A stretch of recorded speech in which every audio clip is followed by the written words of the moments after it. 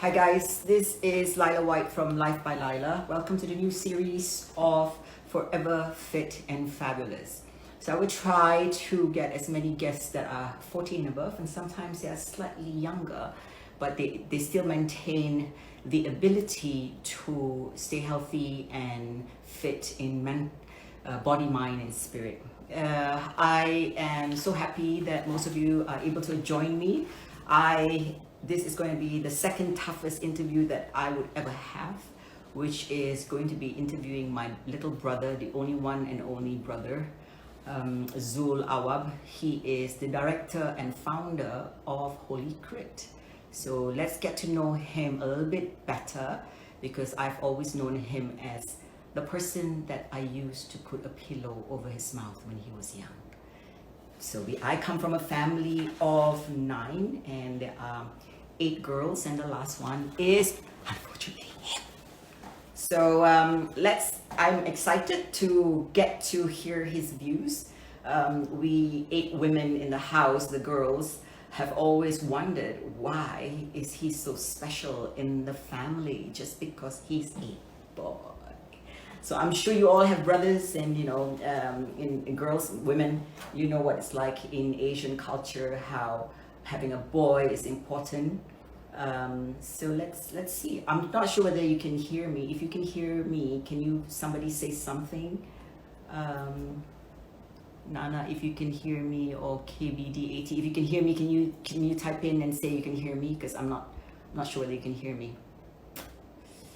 Be a little bit patient. Having the Malay blood is also like CPT. When we say 4 o'clock, they come at 4:15. So, oh good, thank you, Zul. So, CPT is, thank you very much, Nana. It's like a colored people's time, where they're never on time.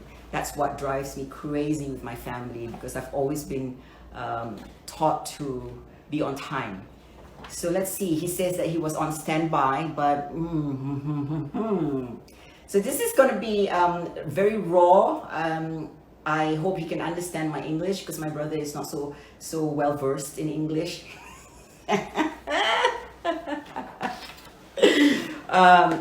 So for those who just tune in, my name is Laila, and I have a show called Life by Laila in Indonesia, where it's about traditions, customs, and ritual of Asia and Asians. I try to build the pride of being Asian. Even though the show is called Life by Laila, it's not about my life. It's about me coming as a student and learning from my Southeast Asia and throughout Asia what we can offer. So hi Aini, my other sister, my second sister, has joined us. So this is a new series. I finished season 1, 13 episode in Indonesia. I learned so much, and it was rated #1 in Indonesia, and now currently I'm selling the show all over the world.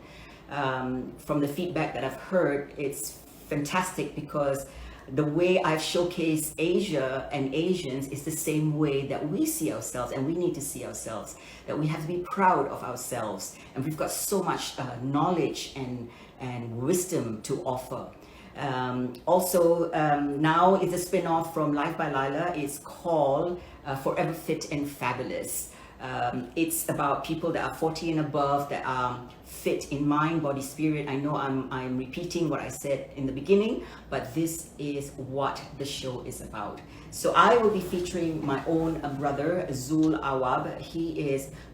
Which surprised me, that most people know him in the industry and in the world, surprisingly, because we always bully him, right? Because he's the youngest, and he's the only boy in the family, and he's the youngest, and we just couldn't understand why he was so pampered, and we all were hard workers, and we were great people. We are great women. So when he came along, he took all the spotlight, and he was like the god, especially by my grandmother, and I couldn't understand it. And this show, going back to this show is about people that are 40 and above, and sometimes I showcase people that are a bit younger, but still 30 in the 30s, how they are intact in mind, body, and spirit. in fitness and wellness.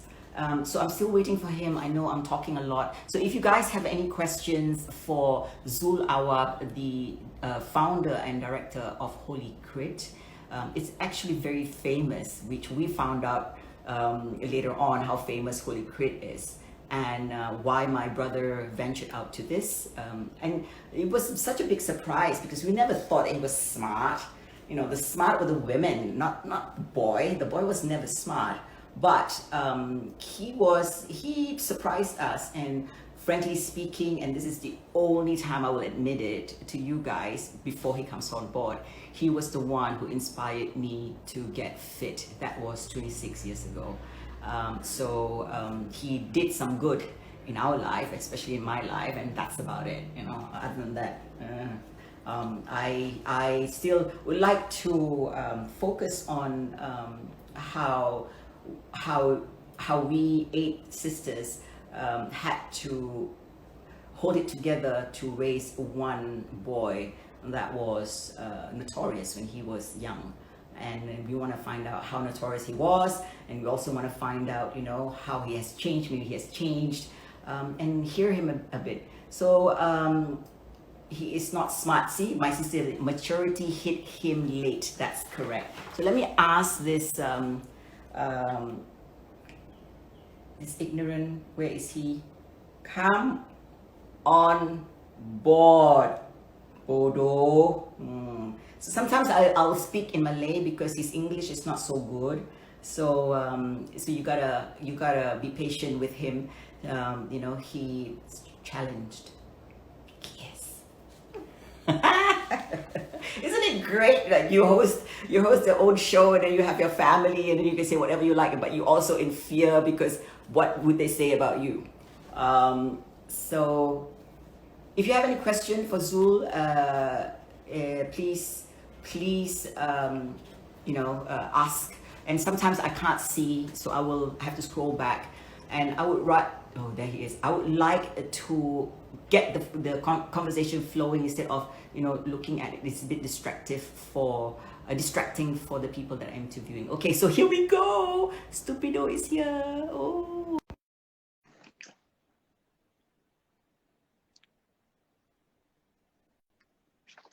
Okay. Oh my God. Okay, so welcome to Life by Laila, Forever Fit and Fabulous. You are my brother, my only brother, and the last brother that I will ever have, and thank God is the only one. Zulkifli, I don't know. Maybe ada selit, we don't know. Zulkifli Awab, aka King. Ingat tak nama King? It's him, man. He's the director and founder of HOLYCRIT. So first of all, I want to ask you, how do you feel about being interviewed by your own family member who is so far the most intelligent? And I know it's a scary interview because it's your first interview ever live, and I know your English is not so good. I will speak slowly, and you can jump into Malay if you need to.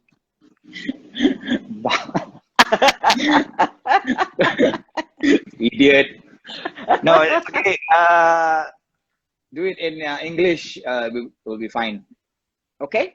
So, yeah. But how do you feel? I go back again. I repeat. How do you feel about being interviewed by a family member? Weird, but yes. You know, during this COVID-19, we have nothing to do, so I just want to entertain one of my spastic sister. So I do not know about you. Maybe you're kaki lepak, but I got a lot of things to do. So sorry. Okay, I'm not mat bawah block. Okay, okay, okay. So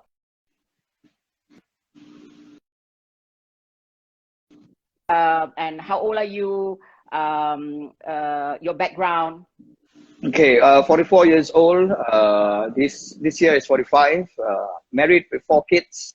Been happily married for the past 22 years. So yes, doing in my day job is basically doing events in the entertainment industry. So yeah, been doing entertainment for like what 20 years now, doing shows on the road, traveling. So, yep. Okay. Okay, so Mm. you have 4 kids, so 3 girls and 1 boy. Yep. So who's your favorite child?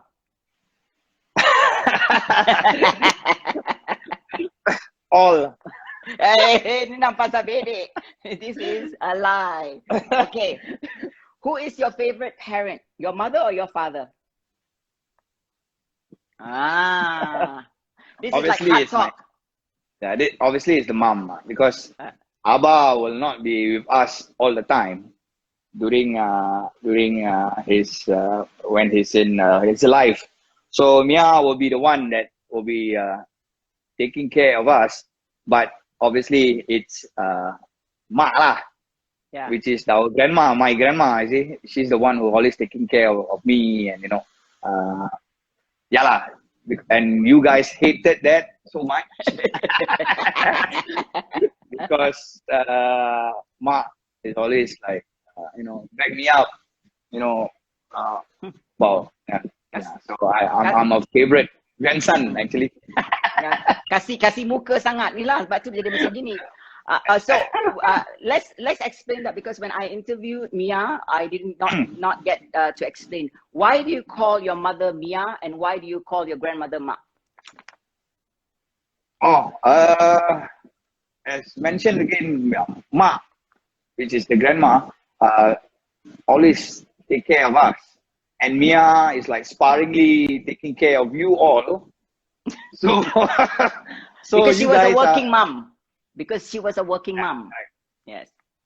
And by the way, I used to work with Mia Oh, really? at Harbourview Daiichi Hotel. As a what? I'm a waiter. She's the Chambermaid. Yes. Chambermaid. Oh my God, I didn't know that. Correct. Yeah. So so Mia, you all been calling her Mia. So I also, as the youngest brother, obviously will follow up whatever you guys are calling. So. Oh really? Yeah. How come? How about you? Would have been nice if you followed us all the good things when we were a child, but only one thing that's bad. Oh, follow lah. Okay, blame on us. Ni dah cerita baru pula. One things are good. All the 7 sisters. Oh my God. 8 lah bodoh. Lagi satu, Rita. No Liza, the pekak one, because you cannot hear. Okay, I want to ask you about who's your favorite aunt? Oh. Nga. Yes, the loud mouth. Yeah. Yes. Your favorite. You do not have to mention me, but I'm sure I'm your favorite sister. But who is in the family that is your favorite sister? I don't want to be biased, but obviously it's you, Ani, Mala. So I think it's everyone. Yeah. Ida as well. Yeah. Ida lah. Ida, the one that cried. Shirin, don't say lah. Shirin, because she's 1 year gap than me. We not close lah, but I mean she can relate to whatever I'm saying, and because the husband is cycling as well, Eugene. So right. I mean, yeah. But because you both have low IQ, so you all can relate to each other. We all are like way beyond that. So moving along, what was your childhood like? Abusive, beaten by my sisters and my. I think my childhood. If I what can do you remember? As far as I know, Block 99 is where I grew up, not the Lorong Mat Ali, or I think, because it's been staying there for like what, past 30 years. So childhood will be like being bullied by all the sisters, and they are trying to convert me into become Kumar. So which apparently I'm not. So childhood was really amazing. We don't have much, but we live happy, and all of us staying together, and uh, yeah, I mean, childhood was memories are good, and I can still remember when I was in school. The education level in previous 30 years, 40 years ago was totally different. So I did flop in my primary school. From primary 5, I was to primary 7, extended, not monolingual is like going to VITB. So I still have the chance to take PSLE when I was in taking PSLE, primary 8 extended. So most of you guys are disappointed with with what with that, but apparently I get to go secondary school. But during that time, not saying mixing with bad company, doing bad judgment during my younger days when I was in secondary school was forced to stop for some unforeseen circumstances. I mean, when we were young, we were not thinking. When I was young, I was not thinking right. So got caught smoking, fighting, and mixing with bad company, and So apparently, I went to Boys Town Vocational to apply my trade in NTC 3. So that this time around, the family, like all the sisters, my mom, my dad, like washing hands, are not like go and do whatever you like, and so far I'm not into drugs, which is like good. So yeah, smoking, drinking, yes, that's normal for teenager. Astaghfirullahalazim, astaghfirullahalazim, astaghfirullahalazim. But I quit when I quit. When I was like playing football, going into fitness. So I totally quit all of this, and just concentrate on this. You see, no more bicep. Dah tak ada. Dah tak ada. Hey, but do you remember that talk that Mia asked me to have a talk with you when she caught you smoking? Yes. Do you remember that? Okay, so whoever's tuning in, so my mother, I was a smoker before. I used to smoke 2 packets a day. I started when I was 16 and I stopped when I was 26. I used to smoke gudang garam. So my mom go like, oh, si Zul ni, Zul is smoking, can you please talk to him? I was like, in my head, I was like, how am I going to give him this talk when I'm smoking myself? And then I remember we were living at Block 99. I pulled him aside, which is in the kitchen. I still remember. And I said, what am I going to say? In summary, what am I going to say? I smoke myself. But, I think that it's better that you cut down and then, slowly. Then I go like, okay, like enough, like this talk. I don't know what to say also. I still remember that. So, okay. So do you remember that when you were growing up, you had all these curly, big curls hair? Yes. Yeah. Yeah. So that's where the nickname is, where Bakul. It looks like Bakul. Okay, the other nickname that I want to touch on is King. You were named King. So where did you get the name King before?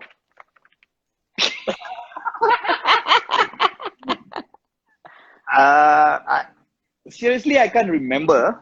But if you can help me to. This is when you were mixing around with bad company. So the bad company came to the house at Block 19, says that we are looking for King. Then Abang siapa King pula? Siapa kepala otak apa ni King? So that's where the name is.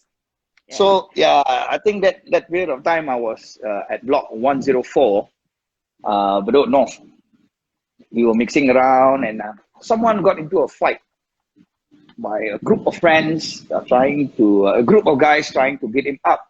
So, I was there, so I tried to mitigate, and and I start punching people. So I ran back home. So this idiot friend of mine, we are still friends now. The guys returned back to the location at 104 and asked him, hey, who just now beat my guys? So that is where they came to the house and asked me to come downstairs. Then I think Eddie was there. Oh my God. we carried there. Eddie was there. So Eddie, I think there's one more, I can't remember. So they were talking to these guys, and big size guys, whole body got tattoo. I can remember. So so that was it. Then Abba was like, mad at me, and Mia was like crying, fainting. Mia, lah, kan? Yeah. A bit Minyak timah. So yeah, that was the time when I was called that nickname. Yes. So what about how that was your childhood and then your teenage? Was that teenage stage?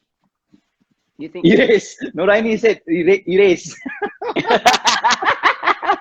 So some time of Pickney says, Laila, he's pestering me. So sad. Bye, Laila. Tak tahulah siapa dia, kawan kau lah ni. Okay. What is that? Laila, he's pestering me. He's pestering. Yeah. So okay. Yeah. So what is it like to be the only boy in a family among all girls? What is your best and your worst memory? Best memories was I get things that you guys don't get, like from Mia, not for Abba so much, from Ma, secretly, inside the room, and money was during that time, 20 years ago, 30 years ago, $1, it's like, you can buy wonders at Block 100, Mama shop. Yeah. So every time when I was, we stayed in second floor. So Mama shop was like right behind our block. So every time I will be at the window, the second window of our house, we got 3 pane of windows. So I will shout, Ma, $1, Ma, singgit. So that was the best memories that I have. The worst memory was when when some of I think it's Rita, Liz, and Shirin dressed me up as a girl. But we do that with all the boys. And then you got stuck with Zarin. Don't say anyhow. Zarin is Sarah, my wife. We got to accept. Once we accept, we are okay. Okay, Chris. Yes. Tell us the jobs that you have done. What age did you start working? Oh, I start working at the age of 14 years old, doing freelance entertainment. I did Michael Jackson, I did Janet Jackson, world tour, Singapore, KL. I did David Copperfield in Singapore Indoor Stadium when it was newly built. I did all the Heavenly King in Singapore, Jackie Cheung, Aaron Kwok, a lot of them. I was a roadie before, so I used to push boxes out of containers. That is where I get my money. $40 per day. Just work 10-12 hours. It was hard labor, but apparently it paid off.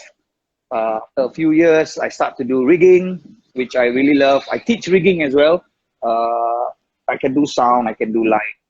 Not an expert, but now I'm working with event company, Faber Image, as a technical manager. I've been working there for 2 years.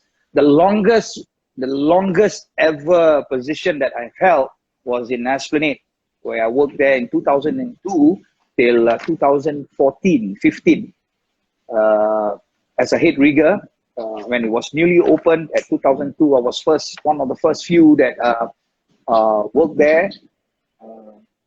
So my department was staging department. So why I quit? Because it starts to be monotonous. It starts to be like, every day doing the same thing. I'm not progressing as much. So I quit, do freelance, and and here I am today. Okay. Yep. Wow, I didn't know that about you. I thought it was like mat lepak bawah block. Okay, but this is because our father instilled work ethics in us. So we started work Yep. very, very young. I started work when I was 13. You started at 14, and then you have sisters that will bitch at you for not working and just sit down and just do nothing. Okay, so going back to you being married for 22 years and you have 4 Yep. kids. Is it listen the question first lah. Sorry, my airport very good lah. Oh. Tell the question first before it was being said.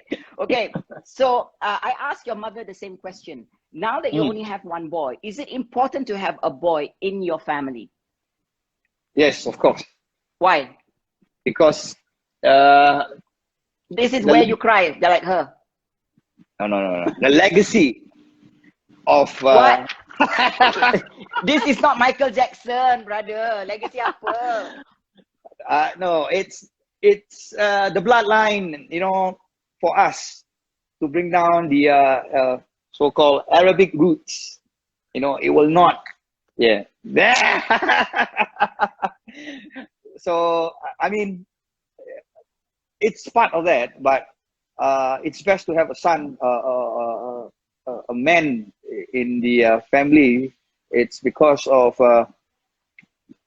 you know, the generation that will not it will not stop there, you see.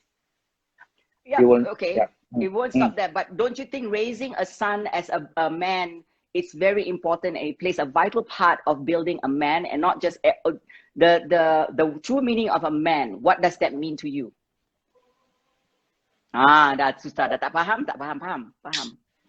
The true meaning of a man is not to be abusive towards others, to work hard and work smart, and you know, try to strive to whatever that you know you want to achieve in life. Which, I mean, I haven't seen it yet, but you know, I'm trying to. Every day is a new learning phase for me, and I hope Rigzi, my son, will have that kind of mentality. Only for now that he's turning out to be a gamer. Every 24/7 he's gonna play game, and you know, which is okay. I rather have him at home than being outside loitering around and you know, not doing good stuff. But do you think that raising him by example, by respecting women, is important? Because you were raised by a lot of women, almost all women in the house. Yes, that's the most important thing, because I mean, we don't want to abuse any other woman, or you know, I've been abused by you all. No, abuse, discipline. Use your word carefully. Discipline. So I mean, hopefully that he will turn out to be good, which I think he is. With all the sisters, or the younger sister and the elder sister, they are quite tight together. You know, especially during this COVID period. You know, nowhere to run. Yes. Okay, have you had to make unpopular decision with your kids in order to put them on the right track? Unpopular decision.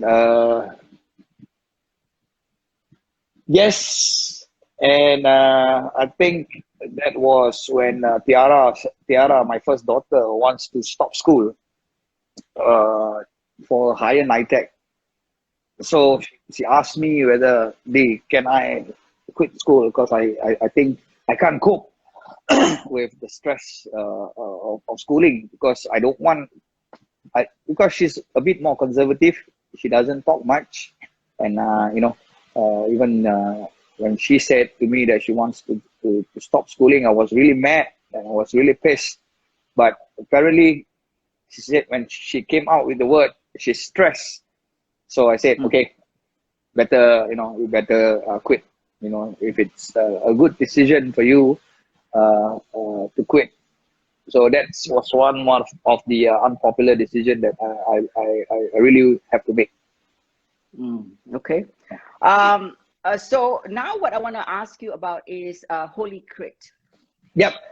Okay, HOLYCRIT. Tell us why you started HOLYCRIT and what the hell HOLYCRIT is, for people that do not know. Okay, HOLYCRIT is basically Hi, uh, Nick. a ride, Sorry. yeah, a ride or a race between 15 friends. Uh, uh, uh, we we wanted to do something for the kids in the community that ride fixed gear or bicycle. So when I was sitting down at Arab Street, Aliwal Street, a friend of mine decided, hey, Zul, why not we do a race for the kids that have expensive bicycles, you know, fixed gear. Fixed gear, by the way, it's a bike without brakes, and it's only one gear. It's not like your conventional road bike. So, so I said, okay, let's do it. Okay, Zul, you go and find a name. And concurrently, it was like 7:10 p.m. at night. And at Masjid Sultan was playing the Azan Maghrib during that time. So that is why I said, hey, why not just put it as HOLYCRIT? Huh? Why? Crit is a short term for a criterium. Criterium race. A criterium means a loop of 5 or 10 or 15 kilometers. So it's called a crit. So I said, HOLYCRIT. Why holy? I said that the Muslim people are calling for Azan. So it's quite holy. So that is where the term HOLYCRIT comes from. Okay. So the idea was to have these young kids. We have like what? 200, 300 young kids riding on bikes. Some of them are smoking, some of them are taking drugs, some of them are mixing around with bad company. So I said, hey, don't waste your time, just, I'm having this race. You guys no need to have a fee of $100 registration, which is happening here in Singapore. It's only $10. Why $10? Because the winner will take all. Wow, winner take all. That means if you have 100 participants, you have $1,000. Yes. So that is where I'm not trying to make money or trying to entice people to join, but when kids hear $1,000 just for a race, why not? So we start off with 15 riders. 15 riders in Yishun, heavy industry car park. I can't remember, Yishun Avenue 9 or something like that. So there's a lot of Bangladeshi worker, there's a lot of trailer. So we have people from the community, fixed gear community, to help to stop vehicle, and so the race went on at 11 p.m. that night. The next week itself, after we make an announcement, 15 riders, guys from Malaysia, from Thailand, came down. So we had this loop at the heavy industrial car park. 10 loops. Last loop, we ring a bell. Before, the funny part was, before the last lap, police came in. Police came in and said, stop us. So all the riders stopped. We are basically finishing the last lap. And he asked, hey guys, what are you all doing here? Then I approached the police officer. I said, cycling. But why inside here? No lah. Then I make excuses, saying that sir, if we ride outside, there's a lot of cars. We'd rather have it contained here. So Right. there's no cars. And the best part, he believed me. So now he said, he okay. knows. Yeah. So he said, hey, last lap, then you guys are gonna go off. Yes. I said, I promise you guys. So we did a rolling start again. Then the last lap commenced. So Faz Adeli from KL won the first HOLYCRIT race. So from there, it's all being, people are excited about this. Winner take all, $150. Right. Winner takes all. So sponsors starts to come in. Hey, I want to sponsor tire. I want the community. The local bike shop in Singapore starts to hey, your guys need tire now. You guys need this. And to tell you the truth and swear to God, I never rake a single cent. Okay, just want to do it for the community, for the young kids, and for the people who cannot afford to join expensive races conducted here in Singapore. So from there, it starts to become more popular, and people all over the world knew about HOLYCRIT. We were mentioned in GCN, the Global Cycling Network. So I don't want to stop. Now we are in the phase of doing in e-platform in Zwift. So the response, we did it yesterday. Okay? No, on Friday night. The response was tremendous. Local, abroad, people from the US, from German, the Kenyan Red Pack team, Fazad Ali from Cycling Selangor. There's few more riders. The women's is participating as well. In this. So I hope that this will continue, and I hope that this COVID-19 will disappear, and we will do it in the real world, just like the old times. You see. Right. So yeah. Okay, so on that note, we are very proud of you as a part of our life. For once in our life, you did something that we can say that we even though you had facing legal problems with HOLYCRIT, you managed to come on top. There is of course, sorry, reality. and I have to give you a shout out as well for recommending Shashi to me. He was my lawyer during the HOLYCRIT, and during trying to tell people that what happened to HOLYCRIT. HOLYCRIT. Then after that, we were caught. The last race was at Pangling. We were caught, and it was a big news in Singapore.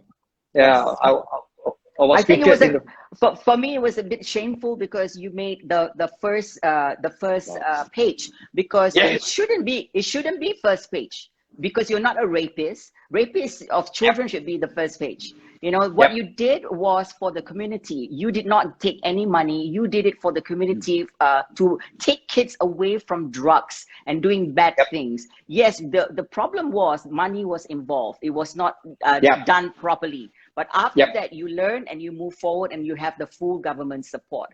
But I still am upset that you were first page, plastered all over. It was so unfair. The people that scam or steal money from banks did not make front page of Straits Times. So, but Sashi was great, and through Kemi, my friend, we got through that. Time is running up, so I wanna. We are very proud that you have. Like me, like most of my parents, especially my mom, we always try to help people out, and that's where we got it all from. Okay, so your challenges you face in life, of course, HOLYCRIT was a big impact. Has that taught you anything? Yes, it taught me to be patient, to just go through all the the wall, or all the you don't care about other people, what they're gonna say about you or about me, about HOLYCRIT. I have a very, very supportive wife and kids. During HOLYCRIT, they are there. They are doing work. They are not just standing there and not doing anything. They are part of HOLYCRIT as well. Sarah, Tiara, Alicia, Rigzi, Trish, my whole family, the 6 of us, we are part of HOLYCRIT, and the community as well, like Yasin, Teti, Khairi Omar, especially Khairi Omar, Saiful Hakim, Zul Jureni. There's a lot to mention. And I'm really grateful for them. If not, there won't be any HOLYCRIT races, or it won't be this interview as well. Yes, I done my part. I went to jail. I have to pay the fine. But that is the past. I'm trying to look at the future now. To get Singapore in the cycling map. And thank you to I have to shout out to my sponsors. Okay, shout out to Kenyan as well, Alan So, who has been supporting me since the Specialized Day till today. He's been great. He's been awesome. He's been he has got me into this brand, Canyon from Germany, as one of their brand ambassador as well. So I'm lucky to have this kind of people that has been supportive of me. Well, that's nice. You take my platform as if it's Academy Awards by giving a speech. Okay. Okay. How do you manage relationships with your wife, with marriage, and friendship, and also with yourself? What is important? How do you manage that? How do I manage this? Is very simple. She's a cyclist as well, so she rides together with me on the outside. She rides on the trainer at home as well. So that cycling bond us really well together. That's me and my wife. So we have a mutual understanding of what we want to do. We want to gain. Obviously, it's fitness, and obviously, it's losing weight. So yeah, by cycling only, I lost 37 kilos. Okay, cycling only. So guys, please do cycling and just follow whatever Laila exercises, and to get everything. So so my brother is the one who got me on weight training 27 years ago. Now he's the opposite. Now he's the one who doesn't lift weights anymore. And I keep saying that, please lah, put on muscle lah. You look like a girl already, man. So every time I have an interview, that's his name always comes up first, where he's the one who inspired me and taught me. Okay. What about so I take it where you bond with your wife and through cycling. So also that's time out for you, how you distress and right? Okay. So how long have you been cycling? How many years? 5-6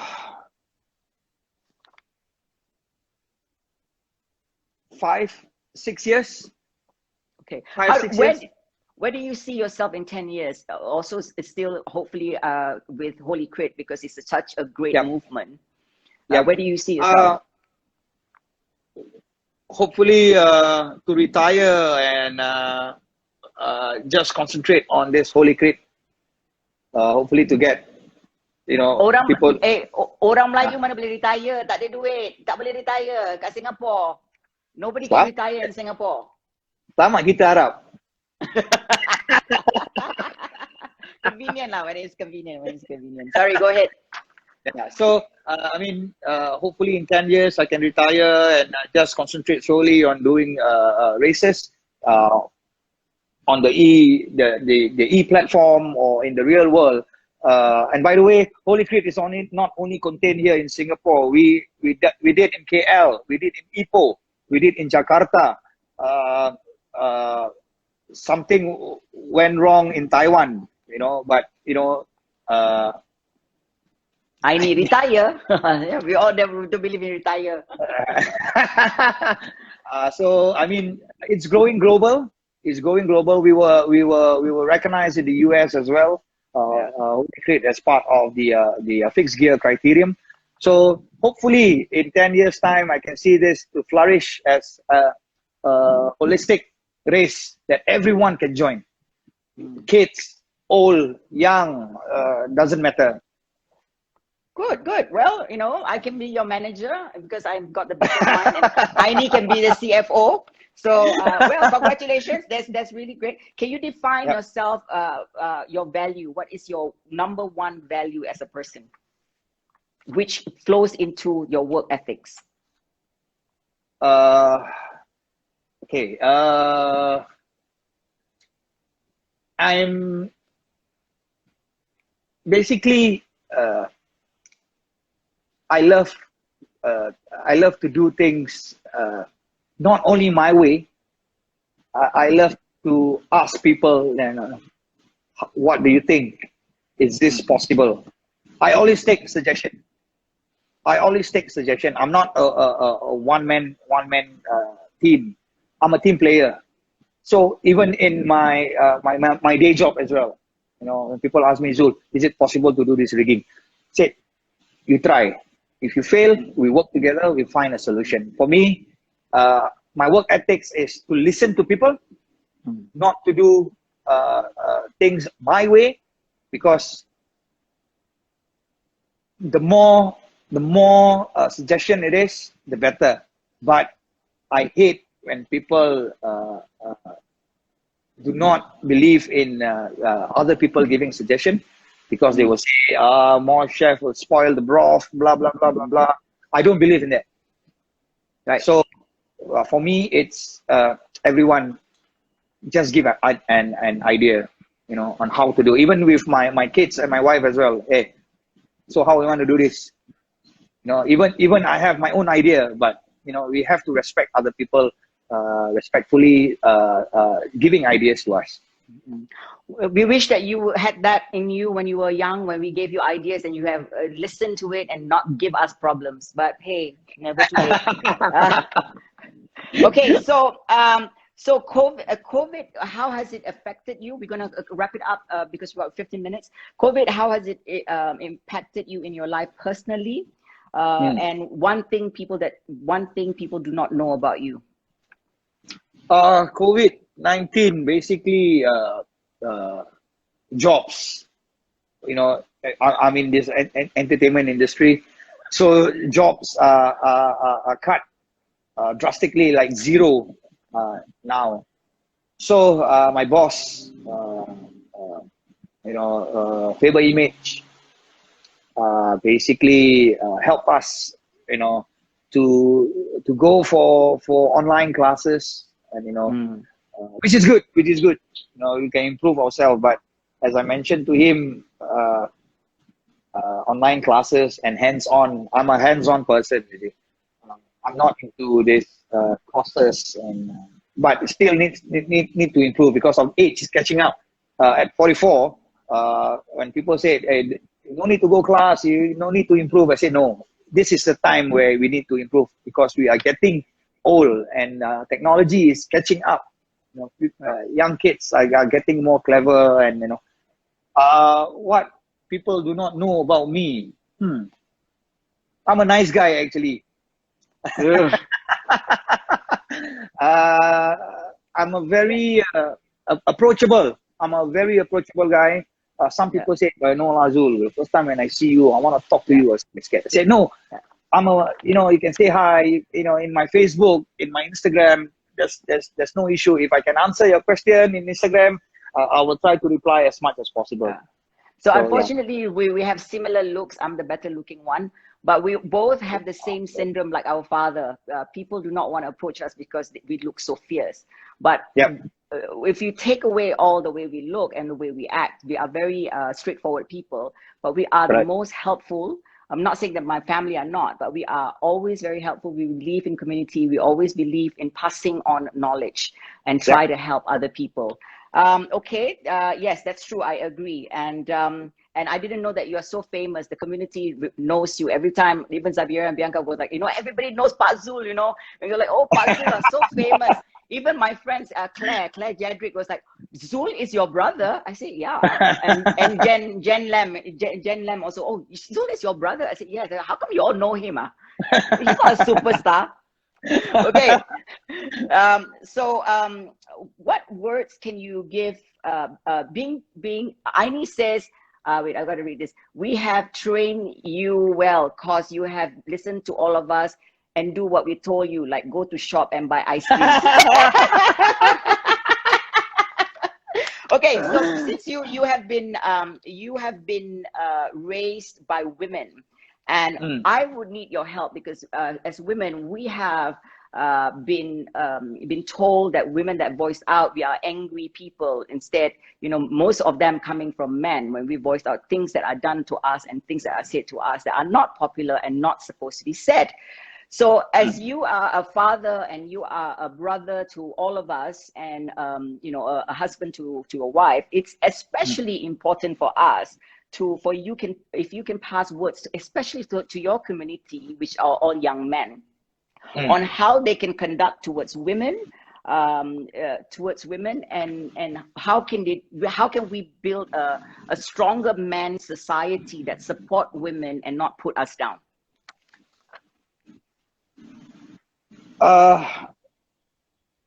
there's a couple of people that I know are chauvinistic, which I try not to be, try not to be with them or mingle around with them.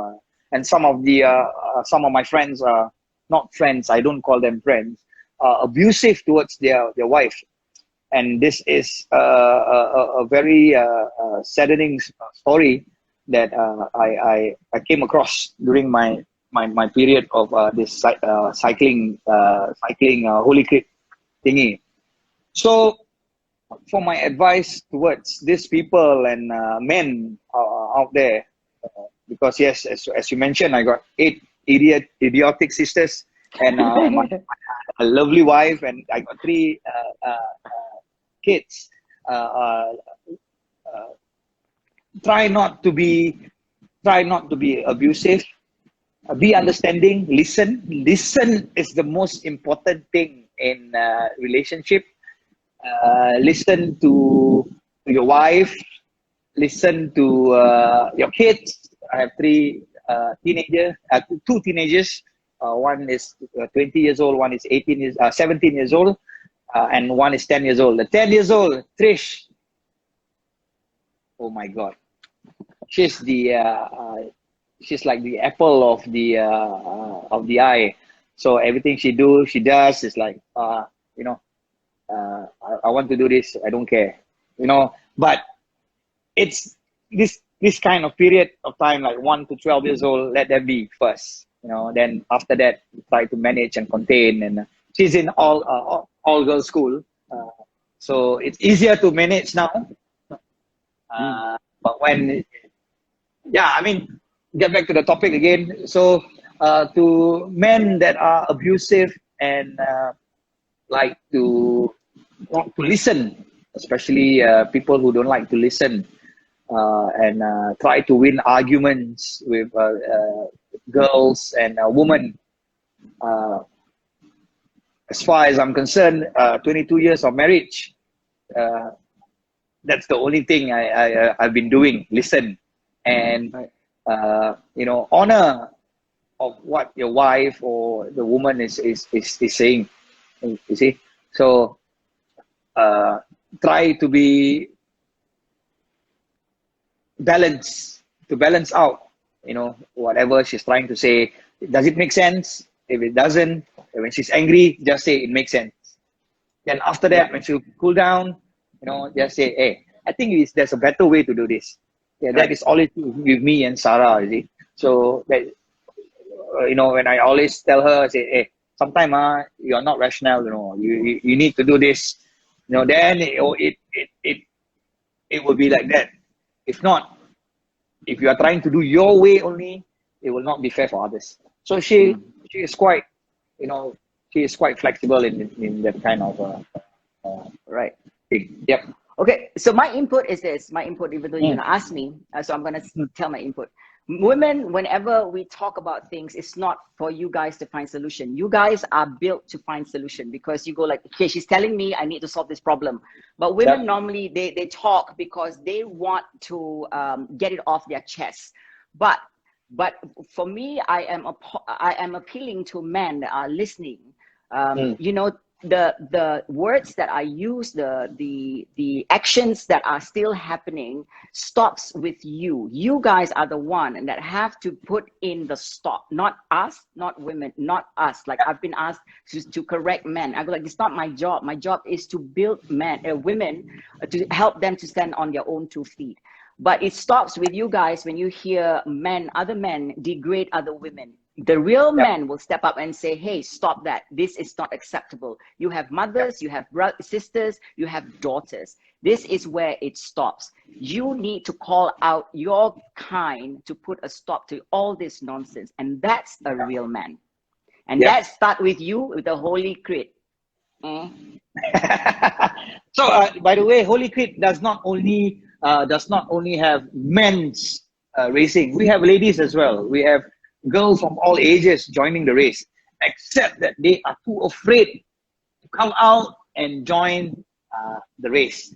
For the last race in the karting arena, which Claire is sponsoring, by the way, the other time, there are a lot of women joining, and I'm surprised, which is good. Which is good. I think we need more. Yeah, I think we need more. What? Hello, what surprise? I'm lifting weights, you cycling. No surprise here. So Zaitun is saying, what do you? Oh, sorry, you finished with to ask the girls to join. Yeah. Okay. Yeah. So,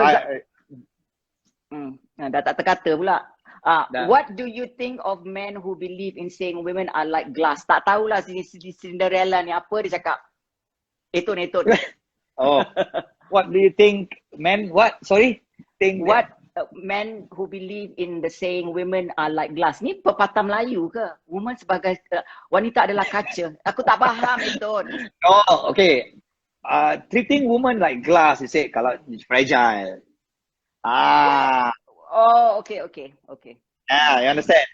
But we are the best creatures, because without us, you guys will not be standing. We raise you with emotions and passions and moral values. That's why you have to treasure us. Okay lah, dah malas nak merepek. Okay, brother. Thank you very much. Here's to HOLYCRIT. Bye. Thank you. And I know you were nervous because it's your first interview, but you did very well, and you can speak English pretty good too, I must say. Tak sia-sia mak bapak engkau hantar sekolah. Sekolah apa? Okay. Bye. Mengaji lah. Okay, bye.